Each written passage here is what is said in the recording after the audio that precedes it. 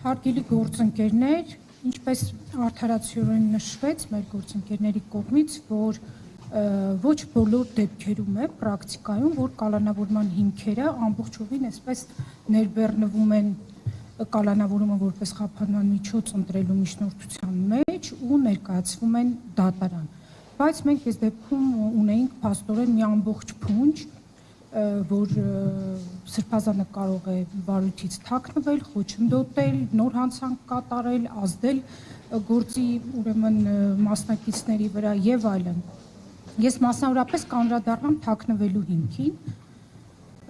Ինչպես գիտեք, պարբերաբար Սրբազանը հայտնվում է, էկրաններին եւ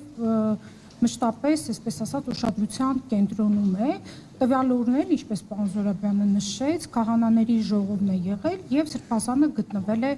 Մայր աթոռում։ Հետեւաբար նրա թաքնվելու մասին որևէ միտք չէր կարող գոյություն ունենալ այն պահին, երբ որ արդեն ձերբակալման համար ուրեմն իրավապահ մարմինները եկել էին Մայր աթոռ։ Այստեղ ինչն է կարևոր, Սրբազանը իրականում մեծ ջանքեր գործադրեց, որպեսզի ներկայանա քննչական կոմիտե, որովհետև եւ հոգեվորականները եւ այնտեղ գտնվող քաղաքացիները շատ մեծ, ուրեմն այսպես պաթոսով, դիմադրություն էին ցույց տալիս, որ իրենց առաջնորդը, հոգեվոր առաջնորդը հանկարծ չհայտնվի ապօրինի մեղադրանքի առջև եւ կանգնի դատարանում որպես մեղադրյալ։ Հետեւաբար կարող եմ հաստատել, որ Սրբազանը գրեթե այդ ֆիզիկական դիմադրությունը հաղթահարեց, մարդկանց խնդրեց ճանապարհ հարթել, որպեսզի ինքը իր ոտքով ներկայանա քննչական կոմիտե։ Հետեւաբար դրանից հետո միջնորդություն տանել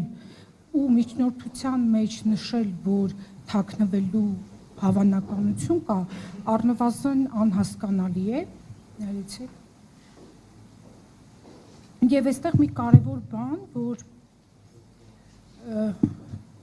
դատավոր Մասիս Մելքոնյանի համար նույնիսկ պետք էլ չէր որևէ հիմք գրել միջնորդության մեջ, ինձ թվում է մեկ նախադասությունը բավարար էր, որ կալանավորել Միքայել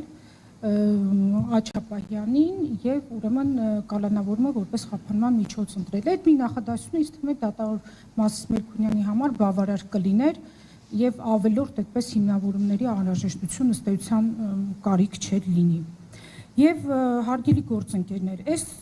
ուրեմն թոհուբոհի մեջ եւ մեզ համար ցավալի իրադարձությունների շրջանակում մի կարևոր բան այսպես դուրս մնաց, մեր ուշադրության կենտրոնից, ու հարաբերականորեն դուրս մնաց ավելի շուտ լուսաբանման տեսանկյունից, երբ որ իրավապահները չկարողացան Միքայել Սրբազանին ձերբակալել Մայր աթոռից եւ գնացին, այդպես մեքենաները դուրս բերեցին, զորքը դուրս բերվեց Մայր աթոռի տարածքից։ Հետո քննչական կոմիտեն հաղորդագրություն տարածեց, որ արդարադատությանը խոչընդոտելու փաստի առթիվ քրեական վարույթ է նախաձեռնվել։ Այսինքն դրանից հետո, եթե իրավապահները վերադառնային, իսկ նրանք վերադառնալու էին, որտեղ այդ քրեական վարույթի նախաձեռնումն արդեն հաստատապես խոսում էր դրա մասին, եւ հանդիպեին մեր հոգեվորականների, այնտեղ գտնվող քաղաքացիների դիմադրությանը, լեգիտիմ հիմք էին ունենալու այնտեղ բոլոր դիմադրողներին ձերբակալելու համար։ Դա չի եղել Միքայել Սրբազանի դեմ ուղղված, որտեղ Միքայել Սրբազանը այնտեղ երկրորդ վարույթի։ Ինչպես։ Իհարկե։ Այնտեղ մասնակիցներին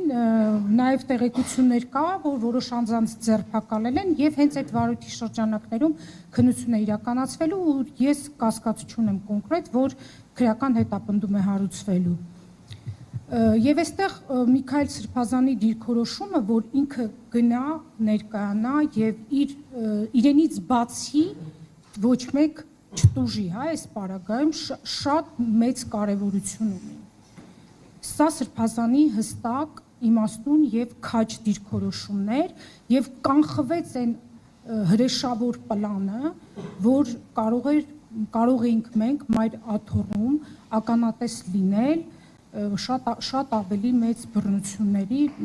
տեղից էլ մենք արդեն միջազգային հանրության աչքի առջև այդքան էլ բարենպաստ վիճակում չենք։ Շնորհակալություն։